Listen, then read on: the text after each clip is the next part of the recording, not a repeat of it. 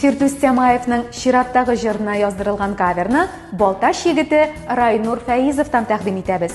Райнур Мәдәният институтында баян белгечлеге буенча белем ала, ә хәзерге вакытта район мәдәният йортында тавыш яздыру бүлегендә эшли.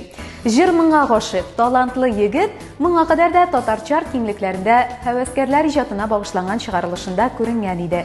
Ә бүген ул "Эзләмә мине" җырын үзенчә башкарыр.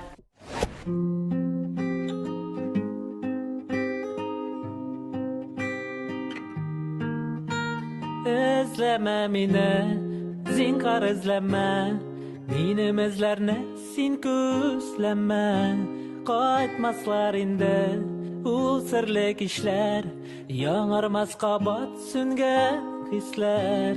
Югалдың күптән, саклый алмадың, сөю кадерен соң аңладың. Эзләмә мине, хәзер мин ярак, кичерә алмас яралы йөрәк.